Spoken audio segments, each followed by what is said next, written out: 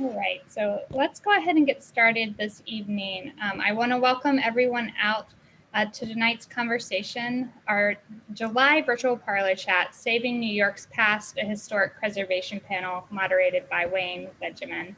My name is Shiloh Holley, and I'm the Executive Director at the Morris-Jumel Mansion. So this webinar event is being recorded. Your video and audio are automatically turned off when you enter this webinar. Please exit the meeting if you are not comfortable being recorded. Tonight's program will be streaming live on YouTube and archived on our channel, so you can be sure to catch it at your leisure. Please note, if you choose to speak in the Q&A, we can likely unmute you for any type of questions that you may have. And you may also interact with us by submitting questions or comments in the chat, by raising your hand, or in the Q&A fields. And those are all located at the bottom of your screen. We invite you to make a donation tonight to ensure that we are able to continue to offer programs such as these free for our community. Please consider donating by texting MJM to 44312 or clicking or visiting the link morrisjumel.org/donate. And donations given tonight above $20 will be entered to win a free one-year family membership to the museum. Again, the easiest way to give is to text MJM to 44321.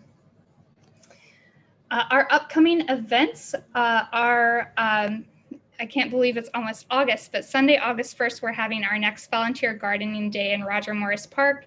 You can RSVP by emailing the Parks Department, john.kelly@parks.nyc.gov. Additionally, we are launching a new music festival for the second week of August, the Omnipresent BIPOC Music Festival with our friend musician Edward W. Hardy. Our next Con Ed Family Day is a dance bachata workshop and book reading on August 14th. And next month's virtual parlor chat is a history on the Croton Aqueducts and New York City's water supply. Please feel free to register or learn more information by visiting morrisjumel.org. So tonight, before we start the program, I wanted to provide an introduction to the Morris-Jumel Mansion, just to provide some context for tonight's presentation and discussion. So the building that you see in front of you was constructed originally in 1765. Most well known because it was headquarters to General George Washington for 6 weeks during the American Revolution in 1776. While the Continental Army was actually successful in the Battle of Harlem Heights. It then became a tavern. In 1810, it was back in private hands. The Jumel family and Eliza Jumel would reside there for 55 years, and she passes away in 1865. In the 1880s, as her estate was being divided up, development soon followed. And the original 130 acres that was associated with the mansion became divided up, and a lot of the housing stock that you see surrounding the mansion was constructed in the decades following. In 1904, the building actually became a museum. It was the third historic house museum to open in the city of New York, followed by Van Cortlandt and King Manor in Queens. This is an image shortly after the museum's opening. Like the early historic house museum movement, the founders of the museum, which were 4 chapters of the Daughters of the American Revolution, founded and created the museum to honor the building's connection to General George Washington and really honor American patriotism. And these sentiments actually existed until pretty recently and only began to shift in the past decade or so as we're going through a reinterpretation plan to use and leverage our collection, our fine and decorative arts collection, to share more stories and be more inclusive about the history that happened here over the past 256 years. And that includes the bulk of our period rooms being interpreted to that Jumel time period of 1810 to 1865. The building was landmarked in 1966 added to the National Register of Historic Places. The following year, it became a city landmark. And in 1975, it became one of 200 New York City interior landmarks. Additionally, the building is located in the Jumel Terrace Historic District, which was created in 1970, and in 1973, that historic district was added to the National Register of the Historic Places. That historic district comprises 50 residential row houses, 1 apartment building, and the mansion. And that's about 1.5 to 2 city blocks. This image is a very early photograph of Sylvan Terrace. This is from around 1904, right when the museum is opening. And Sylvan Terrace was these set of 20 row homes were constructed on the original carriage drive of the mansion estate. And they date from about 1882 to 1883 and used as housing stock and rented out to day laborers and working class civil servants. And these were constructed right as the public transportation was expanding uptown. In 1910, when these homes were only 27 years old, the mansion's first curator, whose name was William Shelton, actually lobbied for the demolition of these homes to restore the original carriage drive to the home. And on the screen is a map of his proposal where he's wanting to demolish these 20 houses and then also construct a colonial building to be used as museum offices and a library. He states, and he's leveraging to the Parks Commissioner, these wooden houses in case of fire during a west wind are a serious menace to the existence of this colonial and revolutionary house, the property of the city of New York in their present state. They are a serious injury to the property values in this neighborhood. The property is needed for a parkway to give Roger Morris Park and the museum an entrance on St. Nicholas Avenue. I just find this story so incredible that, 27 years after these homes that are so cherished today, there was a lobbying for their demolition. However, now these homes are, of course, part of the historic district, and they were eventually restored in 1979 to 81. And this was about 10 years after they were landmarked within the historic district. And now they exist as some of the only few remaining framed houses in Manhattan and stand as a testament to New York City's history. And it's just incredible to think that we may have lost them if Shelton's lobbying efforts were successful. So later we're going to hear more about landmarking and districting from our moderator and panelists. However, I did want to circle back to the mansion to mention the challenges of historic preservation and how they persist despite landmarking and districting status and the perceived value of history and the significance that a structure may or may not have. As a 256-year-old structure, the building is in desperate need of constant care and attention. And for the nonprofit that I work for, the Morris-Jumel Mansion, Inc., we continue to advocate for the care and preservation of this structure, which includes a pending capital project for restoration and barrier-free access.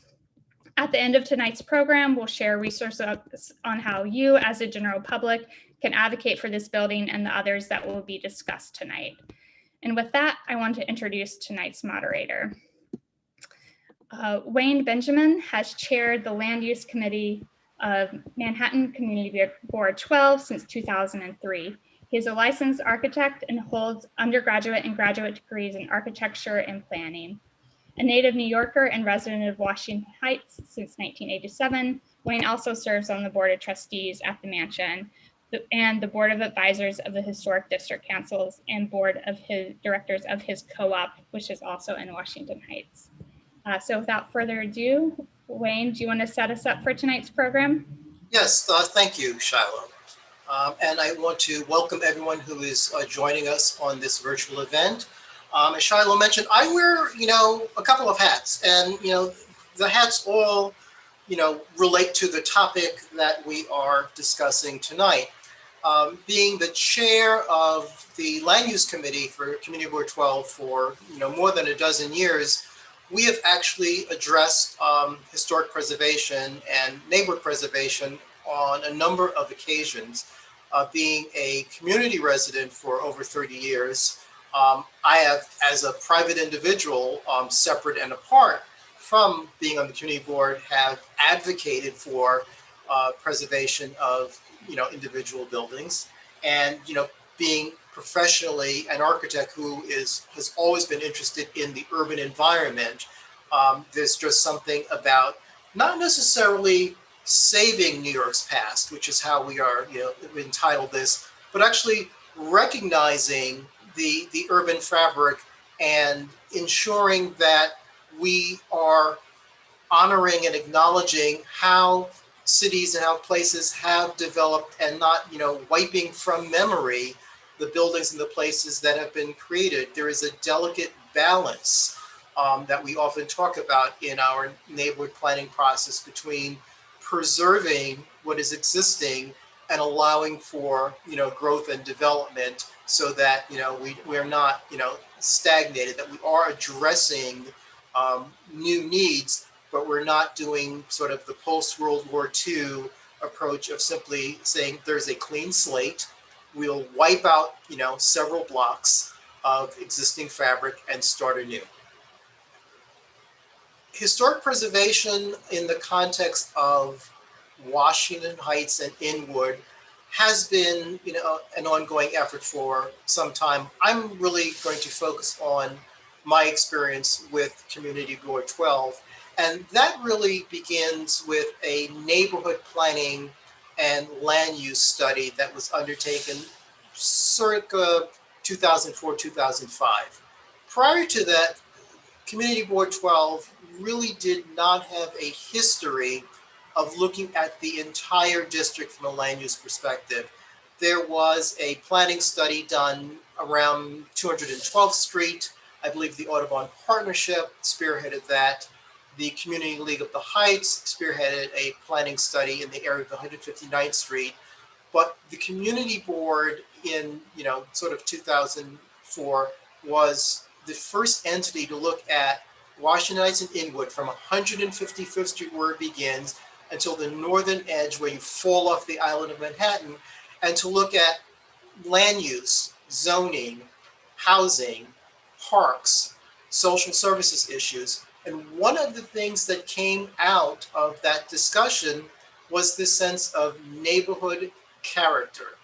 We did not have a single defining architectural style, but what most of the participants who were, residents of the community said is they like the look and feel of their neighborhoods. And, be it, Art Deco buildings, be it buildings, that are before that era or after that era.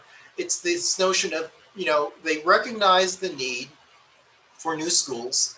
They recognize the need for additional housing, so you cannot shrink wrap a community, but they also recognize the desirability of the neighborhood character that they have. And the question then becomes, how do you balance, as I said earlier, between, maintaining what is there and allowing for growth?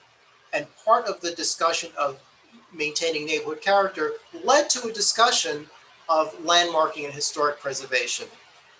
Now and then, if you look at the efforts of the city of New York to designate individual buildings or to designate historic districts, Upper Manhattan is underrepresented. At the time of the planning study, there were very few historic districts in Washington Heights and Inwood. Shiloh mentioned the Jumel district. In the lower part of Washington Heights, you had the Audubon Terrace district, that's the complex of cultural arts buildings. There were not many other districts at the time, and there were very few individually landmarked buildings. And the question then became, why? And the question then became, how can historic preservation play a role in preserving neighborhood character?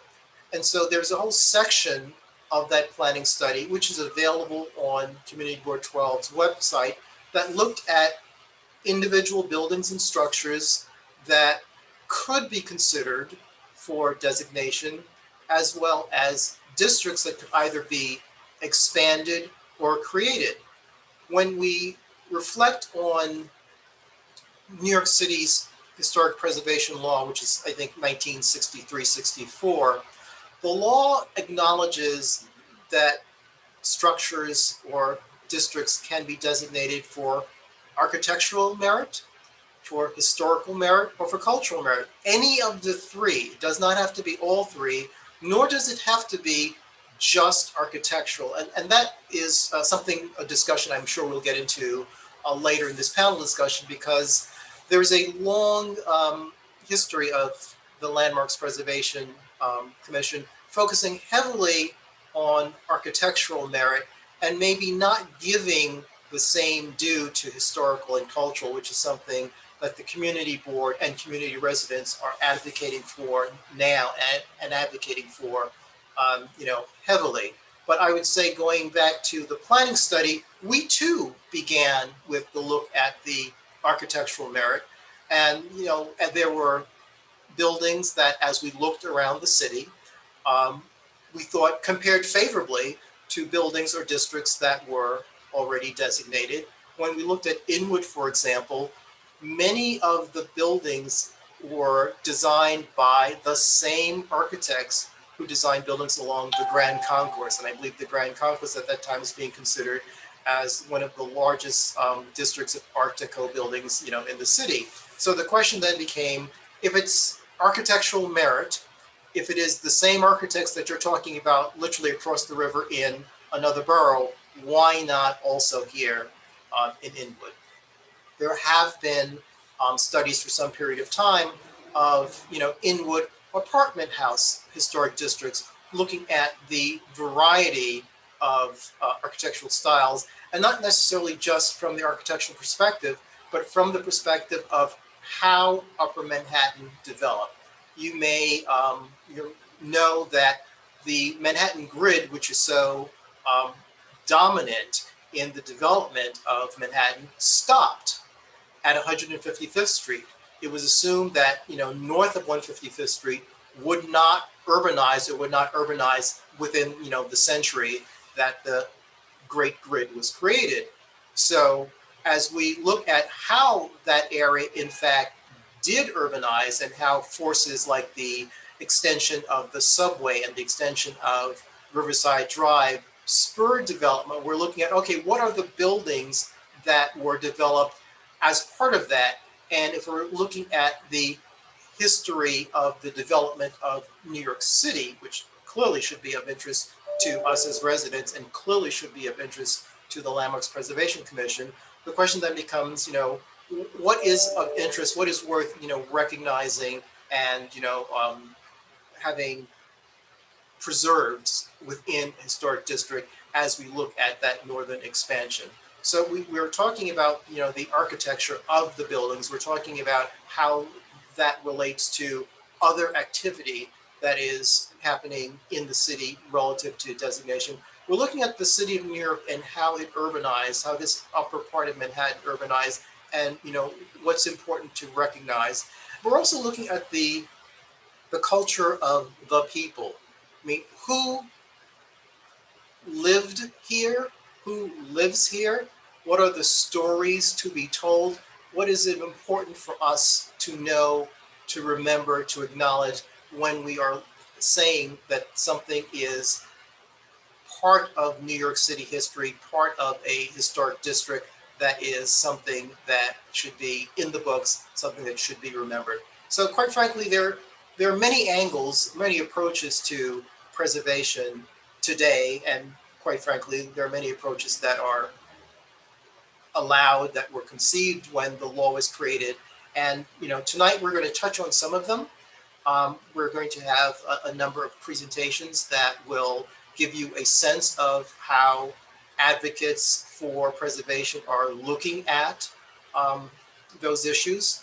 And I don't know if my time is exactly up, but I do want to allow for all of my colleagues to have their presentations, but also an integral part of tonight's event is to have the panel, entertain comments and questions from the attendees. So I think with that, I will, wrap my overview of what Community Board 12, has been looking at from the perspective of land use and neighborhood preservation and how historic preservation and designation, works within that, and then hand the screen, so to speak, over to my colleague, Keith Taylor. And I want to say that Keith Taylor was introduced to me by the Historic Districts Council, and Keith was very involved with an interesting preservation effort in Central Harlem. So not in Washington Heights, but once again, as I mentioned early in my presentation, if you look at Upper Manhattan is underrepresented. And so CB12 was very interested in what was going on with the district in Central Harlem. And with that, Keith, the floor is yours. Well, thank you, Wayne. I first want to thank the staff of the Morris-Jumel Mansion, Historic Districts Council, Wayne Benjamin, all the folks who are involved in this incredibly important forum. Historic preservation is very important for any community, but in neighborhoods where that has not traditionally been the case, such as Upper Manhattan, it is even more so important. And so I'm proud to have advocated, along with the, as president of the Dorrance Brooks Property Owners and Residents Association, for the creation of a Central Harlem historic district that really honors the contributions of the African diaspora through the through a number of different well-known arts and different things to come out of Harlem over the last 100 years. I wanted to first just mention that if the folks in the audience can Google two things. One is CB10 Historic Preservation Plan. That's CB Community Board 10 Historic Preservation Plan, to get the background on how the community board really got the ball rolling in terms of getting community input, getting all the stakeholders, the architects, the community members, the various agencies that were involved in order to create an actual plan for CB10, which identified 9 specific areas, historic study areas, to be considered for preservation. And that plan actually has within it the steps that any community organization can take in order to create create an application to have their neighborhood considered. So that's CB10 Historic Preservation Plan. The second thing that I'd like you to Google is the Dorrance Brooks Property Owners and Residents Association. And on our website, we have documented each step that we've taken since we started this effort to have our neighborhood become a historic district at the city, state, and federal level. So those are the two things I just wanted to make sure that people could access easily: the CB10 Historic Preservation Plan and the Dorrance Brooks Property Owners and Residents Association website, because there's plenty of videos and other things that that show the steps that we've taken to come to the successful outcome that we have. So this effort, not just by the Dorrance Brooks Block Association, but by many stakeholders, including Historic Districts Council, West Harlem Community Preservation Organization, Save Harlem Now. There were so many hands that went into this effort to create this historic district. And Landmarks Preservation responded by expanding our initial application with one of the nearby historic district areas that CB10 had asked to be considered. So we got 2 for 1. We ended up with close to 250 buildings that will now be preserved to allow the rest of humanity to see what was happening in these buildings by the people that lived in those areas. The significance of the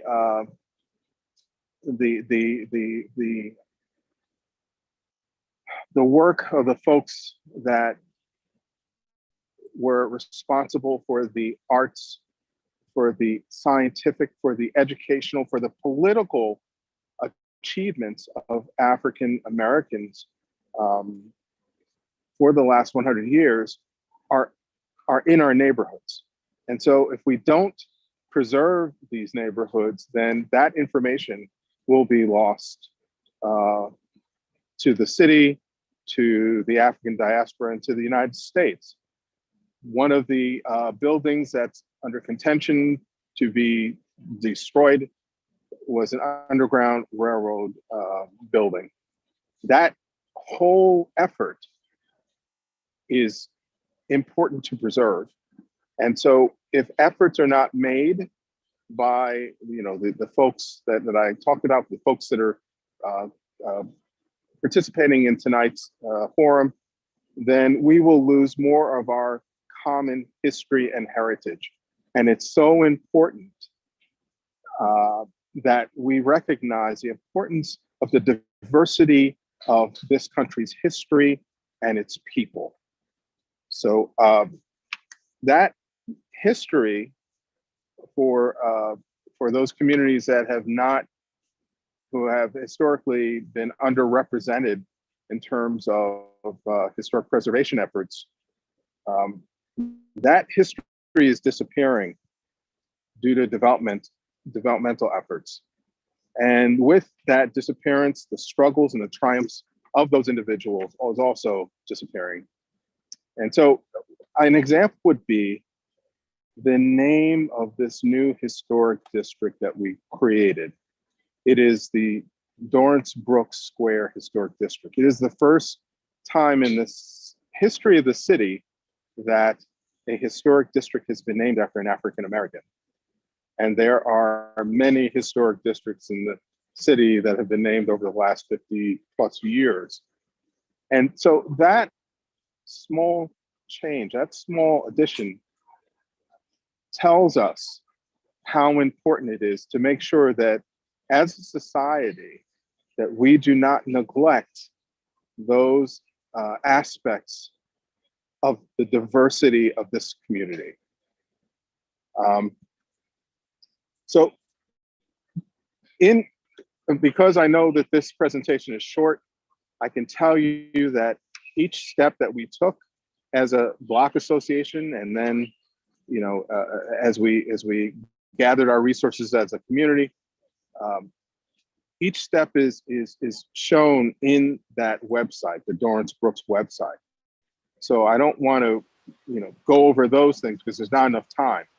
The important thing to understand is that it's available. And I hope that for those who are looking at their own communities, their own neighborhoods with the same kind of concerns, that they can use our own experience as a reference.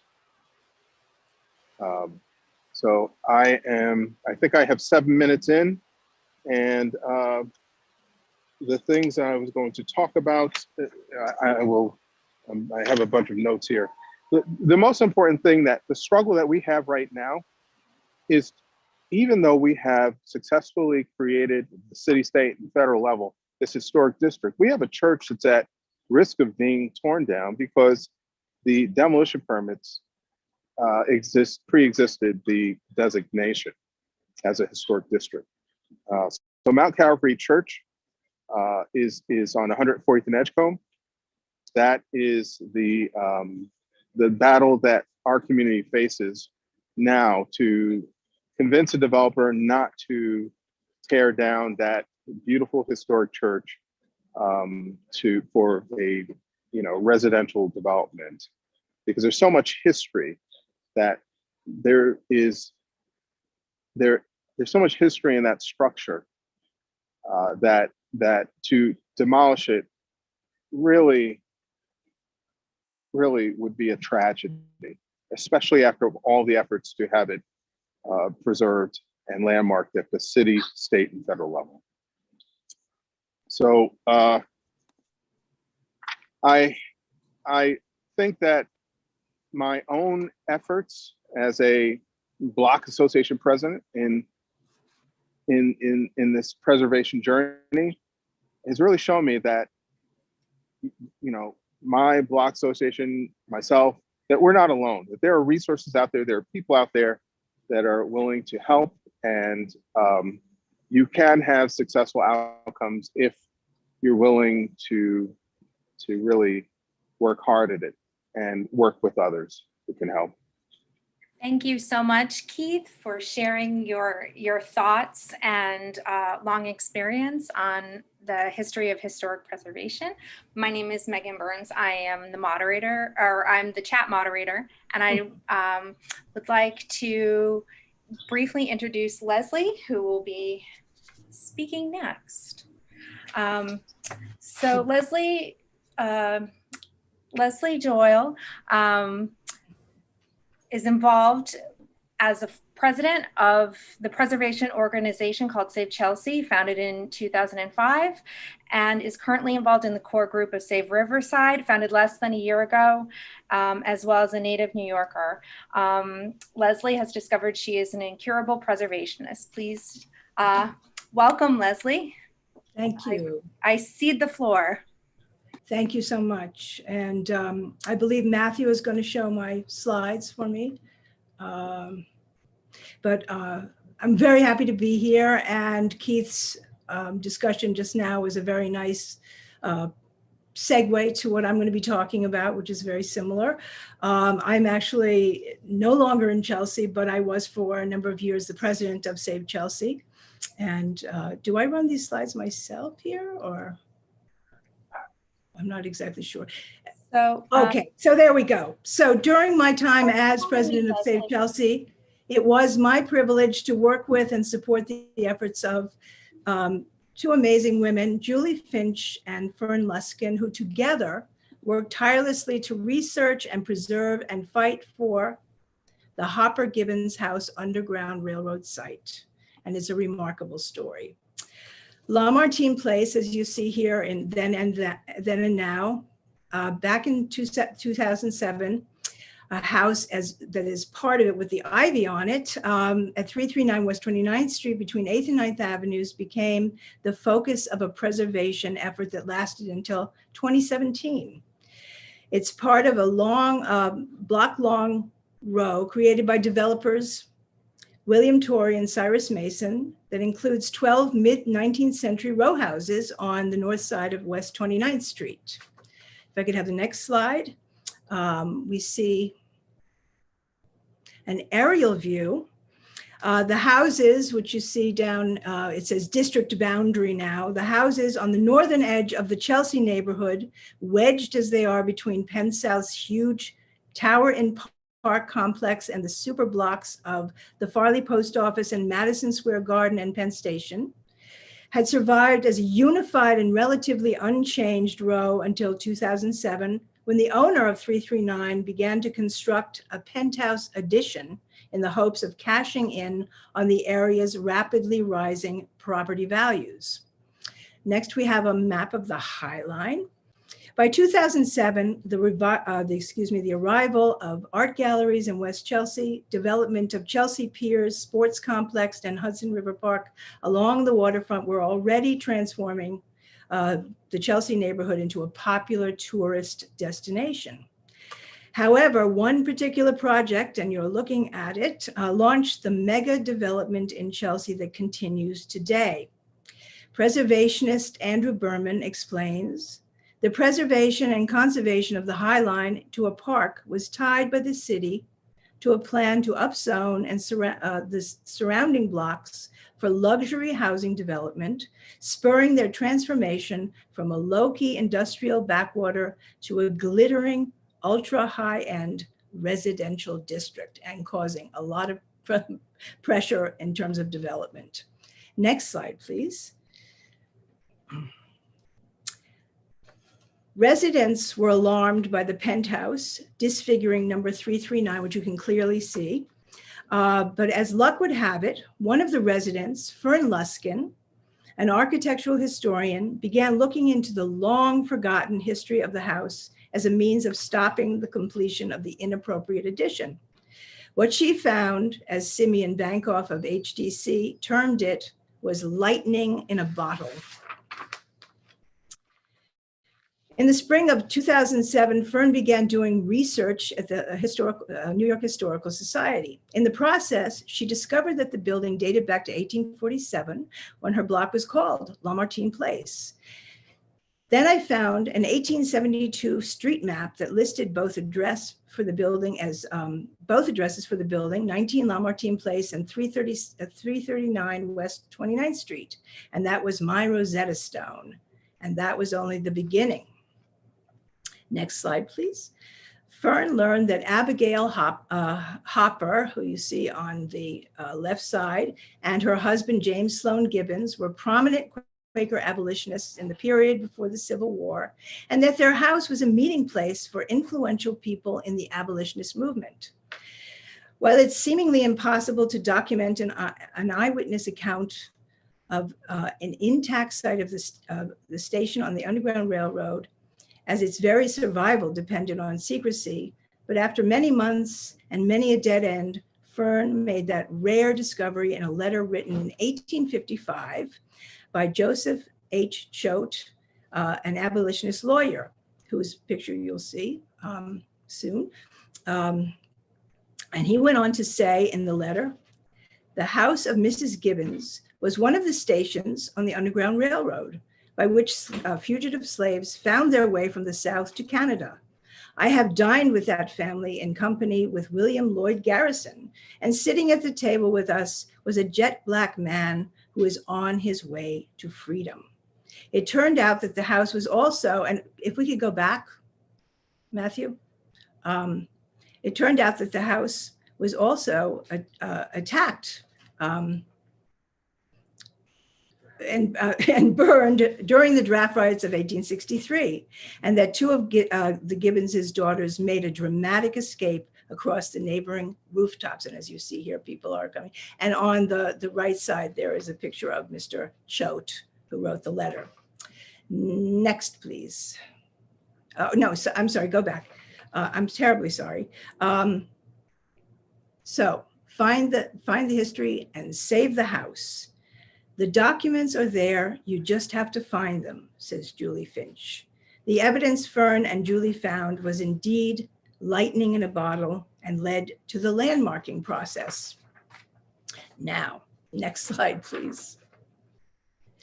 Rather than preserving 339 West 29th Street as an individual New York City landmark, which is very rare, the LPC designated the Hopper Gibbons house as part of the Lamartine Place Historic District on October 13th, 2009. In part, the LPC's reasoning is that West 29th Street was part of the artistic neighborhood that developed in Chelsea during the end of the 19th and early 20th centuries, that number 339 is one of the few documented Underground Railroad sites in New York City, and that this block of Lamartine Place retains its distinctive sense of place, and that the 12 houses in the historic district provide a rare reminder of the dramatic and momentous draft riots of 1863. And there you see very clearly. On December 12, 2019, the LPC launched the New York City, what they call the Path to Freedom, and the Hopper Gibbons house.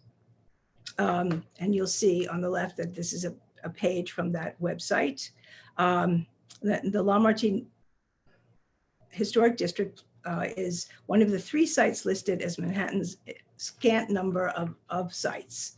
The LPC claims the purpose of the site is to emphasize that New York played an important role in the effort to abolish slavery nationwide and to assist those seeking to escape it. The New York City Landmarks Preservation Commission created this interactive story map to bring greater awareness to the city's abolitionist history through designated landmarks that embody it. If I may have the next slide. Now, even though the Hopper Gibbons house Underground Railroad site, which you see here, fell under the LPC's protection as part of the Lamartine Place Historic District, the subsequent years were not very kind to the house. The owner, Tony Mamounis, sought to expand the building in spite of its landmark status. Several agencies got involved, and even irrespective of landmark status, a fifth floor was added without valid permit, and the facade was replaced with stucco through a valid permit. If I may have the next slide. So there were 8 more years of, as you see here, Save Chelsea was involved with this, and there's a celebration of Juneteenth in 2016. And here's Fern and Julie standing with Richard Gottfried, our assemblyman, and Letitia James. And it was a lot more work went on to try to get the landmarks to change this and have this rooftop removed. And during, on Tuesday, May 23rd, 2017, public meeting of the city's Landmark Preservation Commission, a decision was reached that the addition was in fact inappropriate for a row house at 339 West 29th Street, denying that part of the owner's application. The current structure will be removed, and I think we go to the next slide, restoring the building to its original height, a roof that has historic significance and that ties back to the Civil War and the abolitionist movement. So recently, and now I am involved with the preservation effort for 857 Riverside Drive, which Matthew will be speaking about in a moment. And I just want to read you a little email I wrote to Fern, and I said, what's the status of the roof? I don't live in Chelsea any longer, so just let me know. And she said, Dear Lesley, the demolition process of the 5th story started on a limited basis on December 13th or 14th, 2017. And was completed in January of 2018. I've attached a PDF showing the before and after taken from my roof, which you see here. The removal of the scaffolding and the sidewalk shed occurred on February 26, 2020. See attached photos. We were going to have a celebratory press conference, but then Mamounis, the owner, enveloped the front yard with ugly netting that has remained there to this day. So in spite of the landmarking, we're still dealing with various issues, but the house is very special. It took just about 17 years to get it preserved, but it's a really wonderful, wonderful addition to, and we're hoping that 857 can join it. Thank you.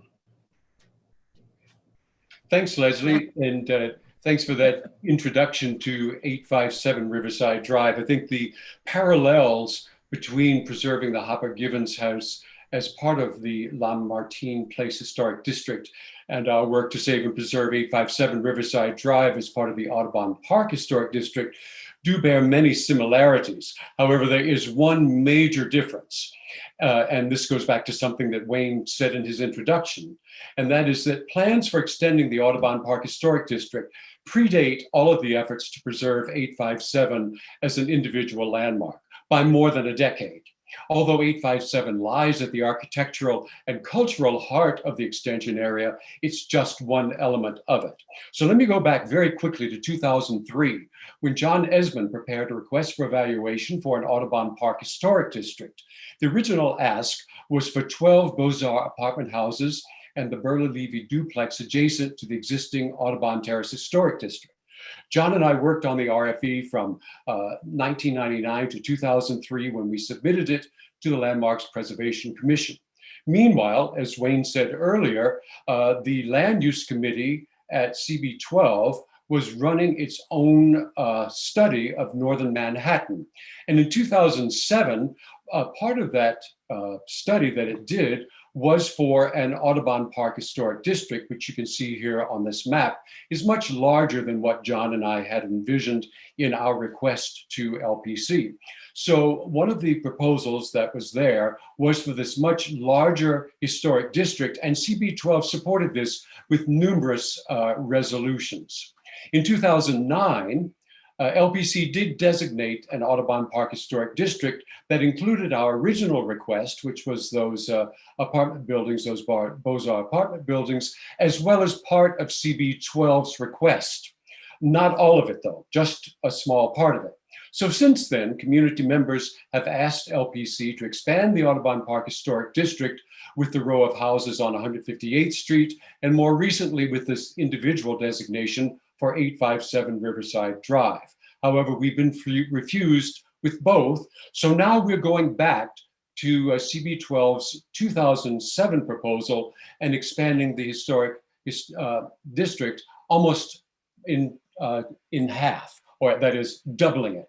As you can see here, the yellow is the existing historic district, the pink is what we're asking for, and it's like two halves of a book that hinge on 158th Street.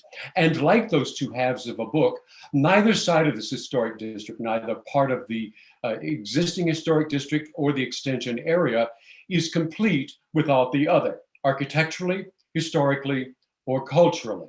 For example, urban development began at the northern end of the extension area at the end of the 19th century with 3 sets of row houses, and you can see some images of them on your screen.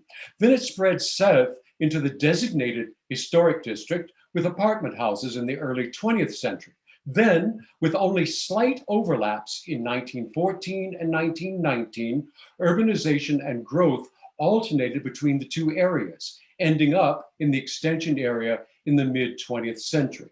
In this case, the extension area supplies the row house typology, a key format in the neighborhood's urbanization that the designated area is lacking. Now, pulsing like an artery through this whole unique landscape, this whole unique streetscape, is Riverside Drive's serpentine route between 155th and 162nd Street. It's a defining feature of the built landscape that binds the existing Audubon Park Historic District and the extension area, creating a distinct sense of place and fostering a strong sense of community. This unique element of the built landscape is the result of a union between the old Boulevard Lafayette, which opened in 1895, and the Riverside Drive extension, which opened in 1911 and erased that earlier name. And here on the map, you can see the lower part, the yellow part of Riverside Drive, that's the 1911 extension. The pink portion that you see there at the top, that's the Boulevard Lafayette, which opened in 1895. Further defining the neighborhood is Riverside Drive West, which opened in 1928. It runs the length of the existing historic district and the extension area and creates a western boundary for the united whole of these two parts of the book, these two halves of the book joined together. These are just a couple of the examples of the symbiotic relationship between the historic district and the extension area. In a couple of moments, in a couple of days, we'll be posting our request for evaluation for the extension to the Save Riverside website, which you can then download and read for yourself and learn about these other symbiotic relationships between these two areas. Now, as I mentioned a few minutes ago, 857 Riverside Drive is at the architectural and cultural center of the extension area. Built in 1851, it sits on land owned by Dennis Harris, a sugar refiner by trade, a Methodist minister by avocation, and an abolitionist by persuasion. He's a documented conductor in the Underground Railroad. He owned this house for 2 key years in abolitionist history, those immediately following passage of the Fugitive Slave Act of 1850. My neighbor and fellow researcher, Joe Amodio, will talk about Harris more later in our discussion. But the key point I'd like to make for this moment is that of all the buildings associated with Harris in Lower Manhattan and Northern Manhattan, this is the only one remaining. Lastly, let me just mention that in January of this year, Sarah Carroll, the chair of the New York City Landmarks Preservation Commission, unveiled the equity framework. It contains 2 key elements that prioritize designations. One is designations that represent New York City's diversity, and the other is designations in underrepresented areas. Our request for evaluation makes a strong case for diversity, beginning with Harris and continuing through David Dinkins, our first African-American mayor, who lived at River Terrace apartments, which are part of the extension area. The other part is representation. As Wayne said earlier, if you look at this map, this is the map from LPC's own website. It shows all of the designations, both individual and districts in the city. And if you look, you can see that in the lower part of Manhattan, there's a preponderance of designations in the affluent, predominantly white neighborhoods south of Central Park. As we move northward, they diminish. And when you go above 158 Fifth Street, they are completely almost disappear. We have 16 individual designations, including the interior and exterior of the Morris-Jumel Mansion. We have the Audubon Terrace Complex Museum, and we have 3 residential historic districts, each of them among the smallest in the city. And so with that, I'll just summarize and say that our request for expanding the Audubon Park Historic District will fully realize our neighborhood's architectural journey to urbanization. It will bring attention to the abolitionist community active in northern Manhattan in the mid-19th century. It will preserve the oldest continually inhabited wooden structure in northern Manhattan, and it will create a designation that celebrates New York City's diversity in an area less represented by landmarks. So now I'm going to stop sharing my screen, and I'm going to hand the conversation over to Diego. Thank you, Matthew. Diego is the Historic District Council's Public Relations Specialist for Hispanic Communities, a position that you have held since August 2017. Welcome to the panel. Thank you so much, Megan, and thank you so much, Matthew. Yeah, as Megan said, my name is Diego Robayo, and I work for the Historic Districts Council. Brief introduction of the Historic Districts Council. We are a nonprofit organization that works with community groups to preserve the architectural and cultural heritage of their neighborhood. And this cultural heritage is something very important. And this is tied to something that Wayne was saying at the beginning, which is that a building can be recognized and acknowledged not only by its architectural features, but also by its cultural and its history. And that's my job at the Historic Districts Council. I work to discover those stories, to talk to community boards and community leaders and members. And I basically hear their stories and try to highlight those stories. So I wasn't trained as an architect, I was trained as a journalist. So that's been the reason why I've been focusing on the cultural and historic aspect of buildings rather than the architectural features of those buildings.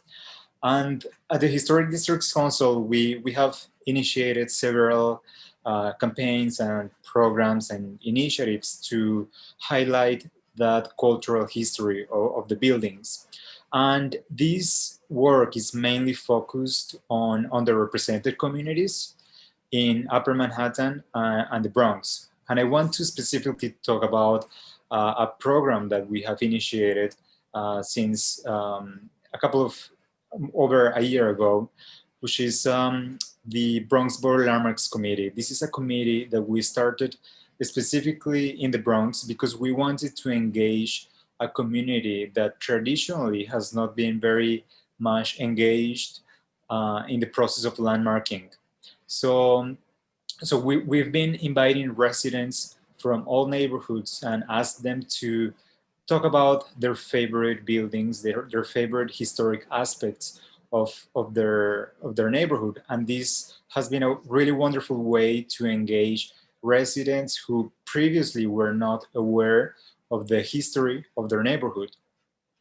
And we've had speakers like, for example, Elena Martinez or other historians who are very knowledgeable about specific aspects of Latino history in the Bronx.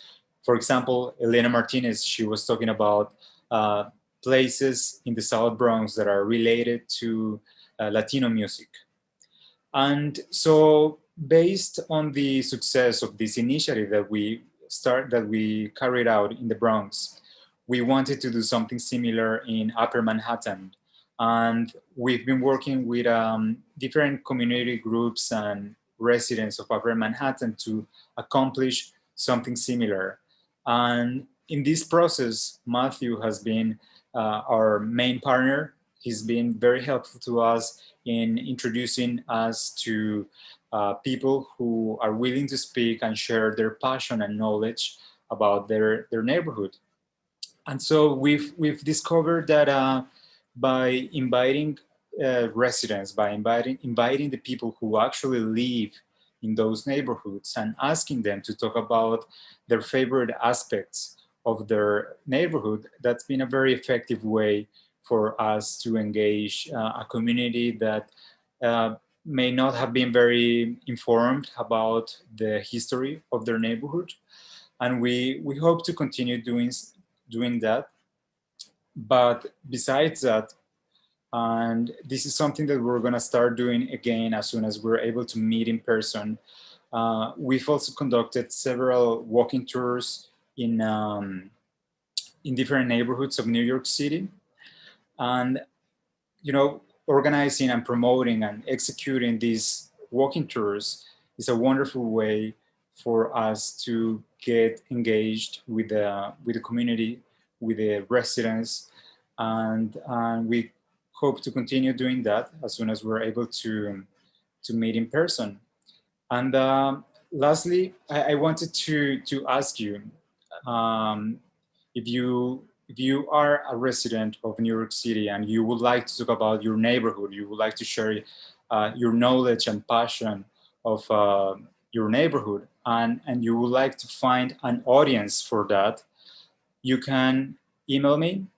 I'm gonna type my email on the chat later, and we can work together to organize a panel, organize a talk where we can hear from you, from the residents, about the history of your neighborhood.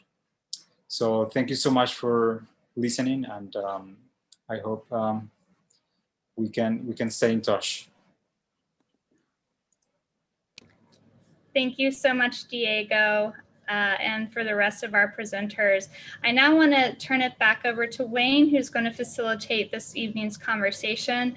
And keep your questions coming in the chat or in the Q&A function, and we will get to them as soon as we can. Thank you so much. Thank you, Shiloh. And we actually, it's what, 7:58, and I understand we have a hard stop at 8:30. So not only do I want to engage my colleagues in the panel discussion, but as Shiloh said, have an opportunity to consider some of the questions and comments coming from the audience. But for the panelists, I want to begin with a basic question, because we've talked about a number of experiences, and I don't see Joe. We need Joe to come back. But from your perspective, what's the purpose of landmarking? What is the purpose of historic designation? You know, one of the criticisms of how, you know, LPC and maybe how some preservationists have pursued it in the past is a very narrow focus on, you know, sort of rich or famous people, places, or things. And that kind of focus may leave out stories, they may leave out people who are not rich and famous. So from your perspective and from your experience, you know, what do you see as the purpose of landmarking and historic preservation? And I think we lost Keith. If not, if Keith can come back on, I'd also love his input as well. We'd like to jump in first. Whomever would love to jump in first. Fine. I'll start off then. I think, Wayne, that what you were just saying really hits the heart of it, and it is preserving places that are important to people, because buildings without people are empty structures. And so it's not just a matter of the prettiest buildings. Sometimes some of the less pretty buildings deserve to be landmarked and preserved because of what went on in them. I think, you know, Joe can speak to his request for evaluation that he sent to LPC 4857 Riverside Drive, and the response was, well, it's not, it lacks architectural integrity. Well, yes, it does, but it has a long history, and it looks the way it does now for a reason, which is all part of the reason it should be landmarked. Joe, you want to speak to that? I think you're still on mute. There I am. There he is.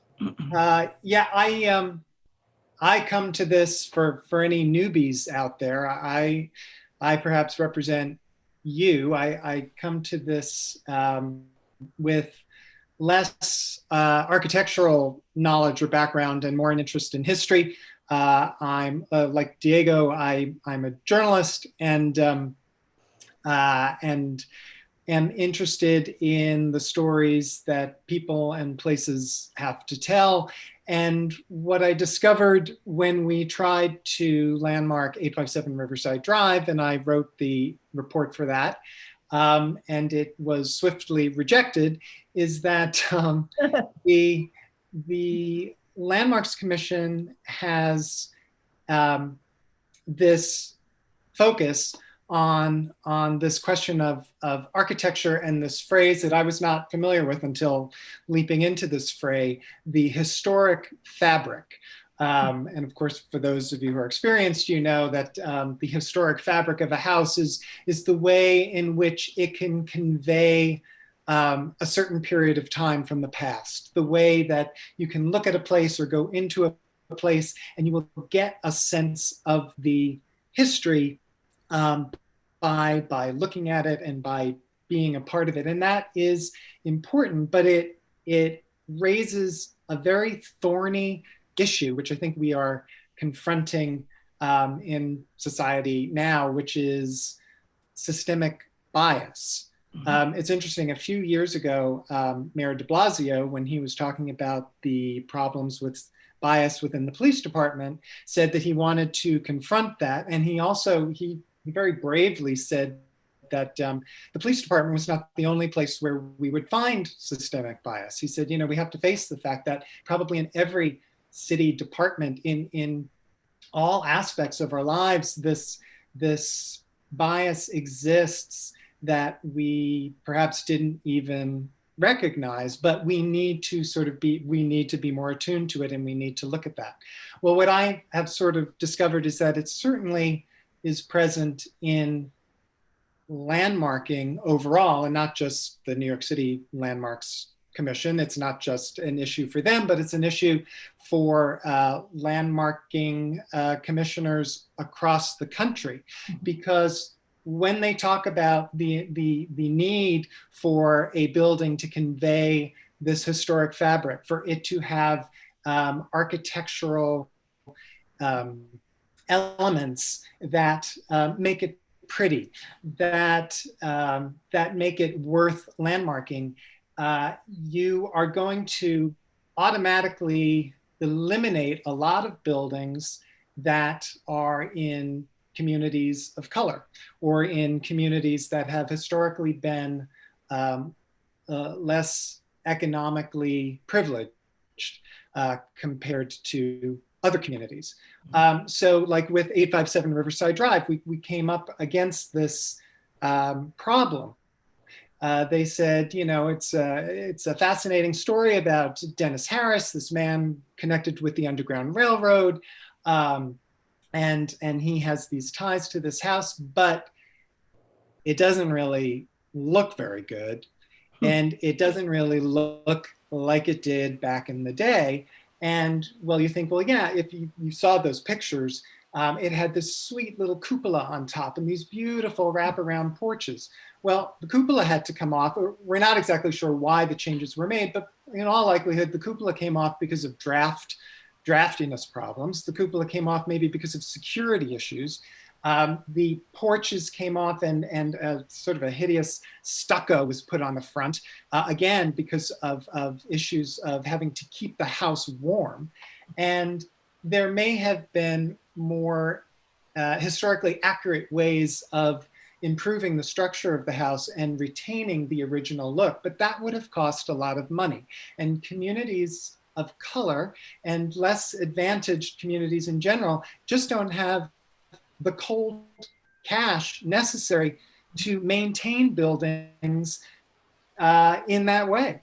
And the reason that communities of color don't have that hard cash on them is because of systemic bias that is baked into the financial system and the banking systems that meant that these people, these homeowners, earned less money on average than white homeowners in other neighborhoods. They had less access to mortgages and lines of credit, which would allow them to perhaps make slightly more expensive modifications to the house to preserve it in ways that communities in more affluent areas have been able to do. So this notion of historic fabric is very problematic because even though it's not on purpose saying, you know,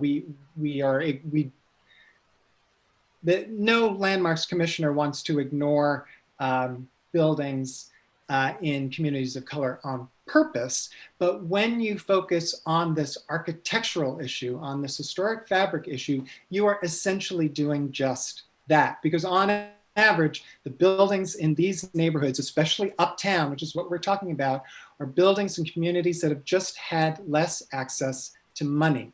And there is a very specific reason for that. And until the Landmarks Commission here in New York, in New York City and across the country, until they start taking a hard look at how much emphasis they put on that one criterion, we're not going to change that. And we're going to have other houses like 857 Riverside Drive, which will be written off because of visual and aesthetic issues, and they will be destroyed. And with them, the stories of those communities of color will be destroyed. It's a political issue that's really of the moment and is something that I'm eager to hear what some of the other panelists who are way more experienced about architecture than I am, and preservation in general, to weigh in on. Yeah, I would, however, you know, for the benefit of everyone, just want to perhaps reframe or push back on part of how you frame that, because I think it is very real to say that there is systemic racism in a number of things. But, you know, I would say, particularly being an architect, that there's nothing wrong with focusing on the historic fabric, the architectural merit. One of the problems is the law that created the preservation, you know, as we have it in New York City today, doesn't limit it to architectural. It's architectural, historical, cultural. And if you really want to focus on the implicit bias, or however you want to call it, there are any number of buildings in Harlem that are and have been owned by people of color for generations that are in pretty damn good condition. That it took a hell of a battle to get those districts designated. Convent Avenue is lovely. And, you know, and the expansion of Convent Avenue in Sugar Hill. 857 is different, and there are any number of buildings like 857 throughout New York City where, you know, owners have different tastes, shall we say. And even if you look at the buildings that Shiloh showed us, the Sylvan Terrace, I recall in one of those buildings, you know, the original wood stoop was removed. There was a brick stoop added. There was, you know, a cornice out of a building in Astoria added over the doorway. And landmark district, no landmark district, the owner didn't want to hear anything. So I think it's important for us to recognize the role that discrimination has played in, you know, housing, in the development of the city, and in designation. But I'd be very careful to say that just because it's a community of color, the people who own the buildings didn't maintain it or couldn't maintain them. That, in many cases, is not the case. It was simply a matter of the fact that it's in a community of color that it didn't get the attention. I think the Beaumont on, you know, Riverside Drive in the low 150s is a perfect example. It has a twin downtown.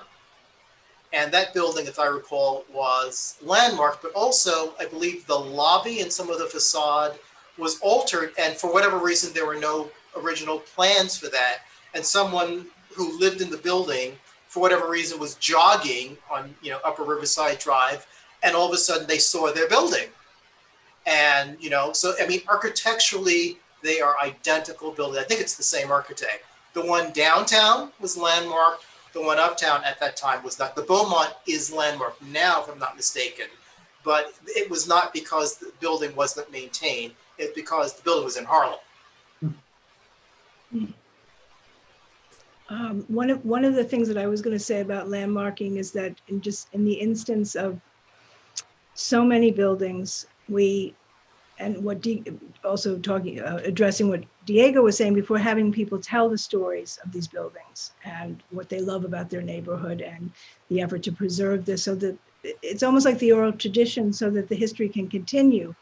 And in the case of both the Hopper Gibbons house, which I was talking about before, and 857, it's when something is jeopardized that you realize, oh my gosh, you know, we've taken it for granted for a long time.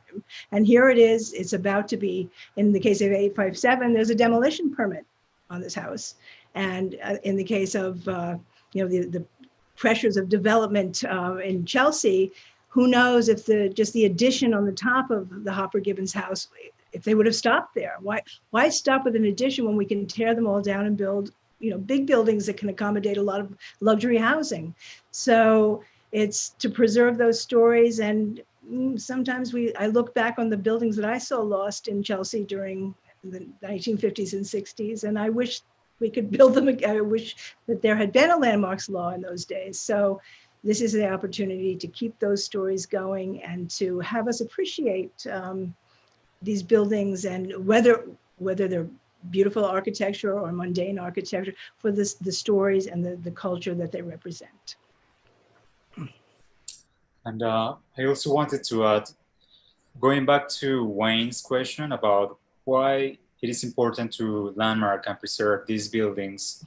I've realized working these years at HDC that the process of landmarking tends to be very segregational. I mean, when you look at certain neighborhoods, like, you know, the Upper West Side, Upper East Side, you can see that those neighborhoods have a very, very strong preservation movement. And that's not the case with other communities that I usually work in, such as the Bronx or certain areas of Upper Manhattan. And so one of the challenges that I encountered when I first started working at HDC was trying to engage these communities in the process of landmarking, in the you know, in appreciating and being more curious about the history of their neighborhoods. And what I realized is that, well, they don't care, or not, they're not as engaged as other communities because of you know, demographic reasons. They have other priorities. You know, they don't have that much time to spend on, you know, learning and preserving and getting engaged. So one of the challenges that I've been trying to counteract here at HDC is trying to make these people more engaged and interested in the history of their neighborhoods, trying to persuade them to, you know, devote some time for them to appreciate certain buildings, for them to share their own experiences and their knowledge about their neighborhood. And Diego, you actually sort of segued to a follow-up question that I wanted to pose, because moving from the question of what's the purpose, or what do you see as the purpose, a logical question is, how do we engage broader audiences and have broader stakeholders looking at, you know, if it's a question of whose stories are being told, educating folks to know that their stories are important and they need to advocate for those stories to be, you know, heard, recognized, and acknowledged. So, and I think, you know, starting, Diego, what is the approach HDC is taking, and what can we learn from that? Well, I think that, this is a multidisciplinary process because, as I said from the beginning, I'm not trained as an architect, but I've been using my experience and skills as a journalist to try to engage people. Like, for example, when I first started going to the Bronx, I was interviewing a lot of people, and I was writing articles and chronicles and reports about those personal stories, and I would send them to local media.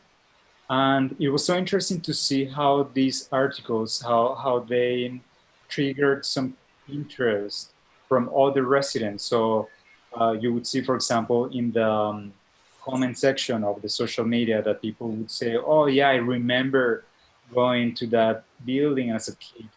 So I feel that, from different skills and experiences, we can all contribute to engage people and try to make them more interested in the history of their neighborhood. And in my case, it's been my experience in, going to communities, talking to them, interviewing them, writing articles about them. So I think for anyone with any kind of skill set, they can contribute in this process of making people more interested about their history.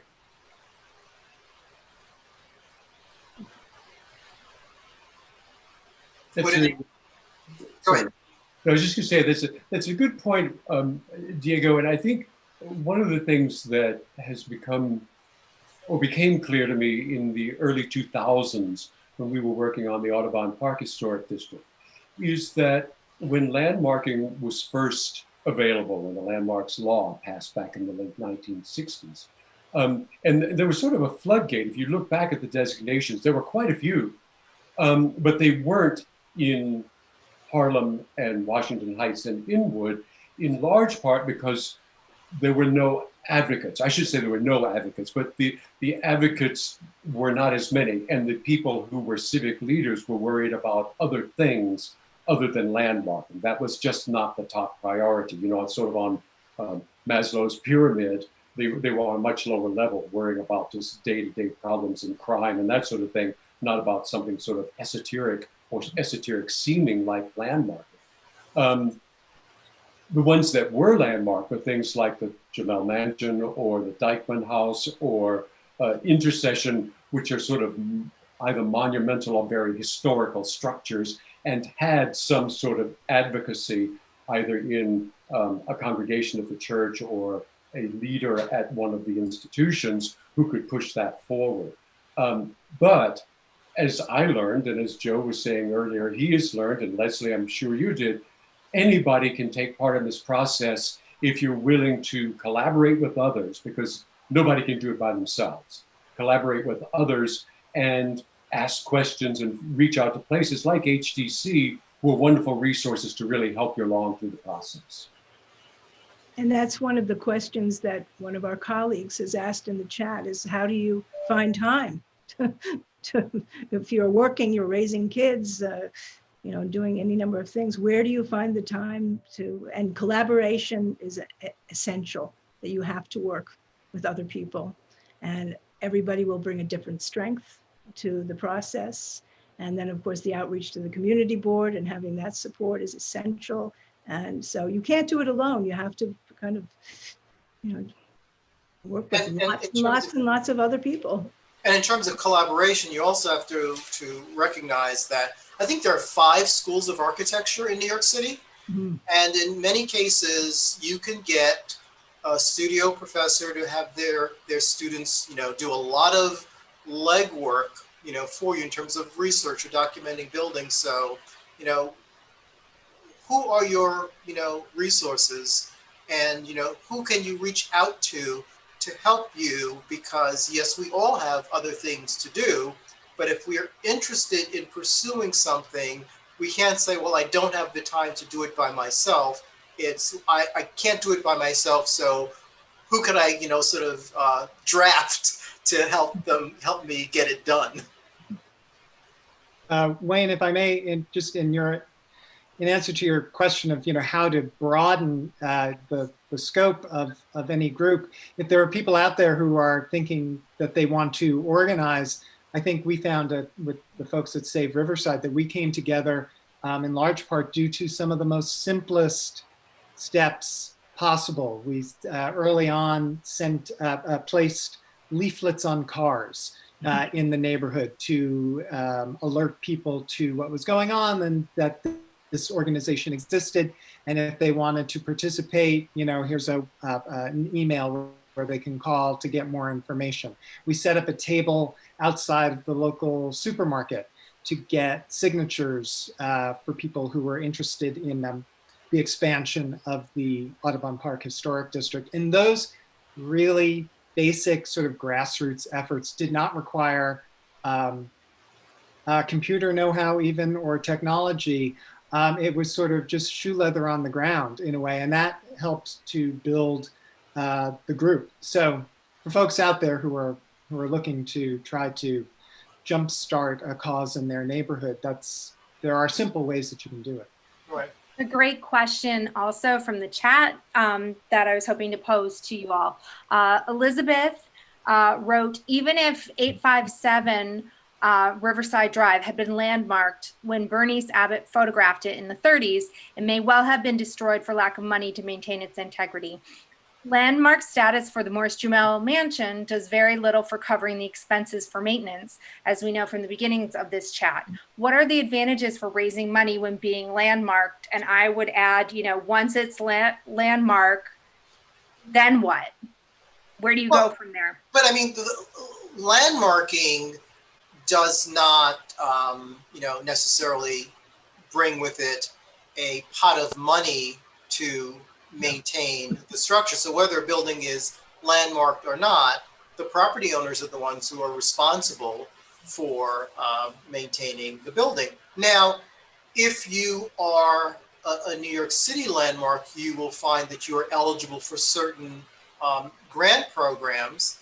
If you are on the National or State Register of Historic Buildings or Places, I believe that's when you're also eligible for historic tax credits. There's the old school, I think it's PS 186 on 145th Street between Broadway and Amsterdam that was renovated. So the ground floor is, I believe, cultural art space, and above it is, apartments. Well, that benefited from being a historic structure that was able to get historic preservation tax credits. So, I've been interested, I spent about 18 to 20 years in community and economic development, and it's interesting to look at preservation and historic designation as a community revitalization tool.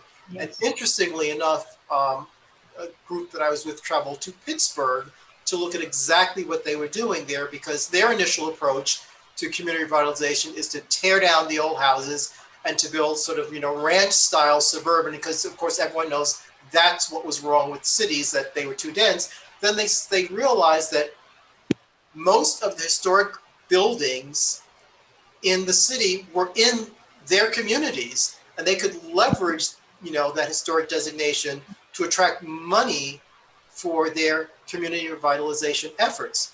So when you're landmarked, it doesn't stop you from altering your building, for example, which is a lot of people are concerned about. You have to do it in a way that is architecturally appropriate and sensitive.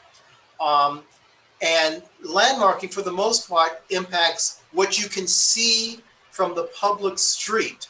So you may have an interior that is ultra modern, and landmarks will not prevent you from doing that, because they will issue what's called a certificate of no impact, meaning you can't see the change from the street. It doesn't impact the status. Anything that's happening on your facade, and I was noticing in the slides for the building on 29th Street, the windows are not the same, and the fenestration can change the proportions of the facade. So anything that impacts the outside, landmarks is very concerned about, but even there, you can make subtle changes. So it may not be the original design, as long as there's some thought that goes into why and how is this architecturally appropriate. There was a wonderful comment in the chat about sort of facadism.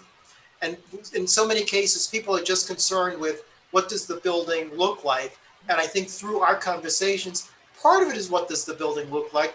Part of it may be who designed the building and what is their legacy as a designer, or who built the building and what is their legacy? How does that fit in the development of the city? But also, who are the people associated, with who live there? What is the history and culture of the building or of the area within which the building sits? There are a couple of questions about individual buildings on 157th Street or Wadsworth. And if we look at individual designation versus districts, in many cases, buildings that may not be as strong as a standalone can find a home of protection if you think a little broader and include them in a district.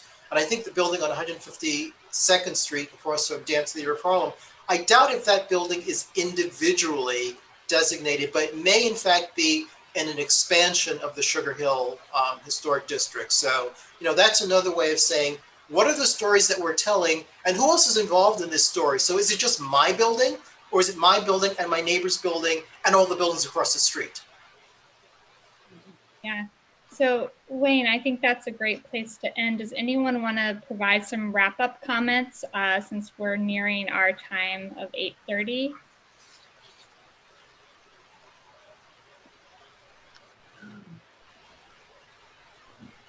Well, I would say that I think, Diego and Matthew and Joseph and Lesley, they've all, pointed out that it's a team effort.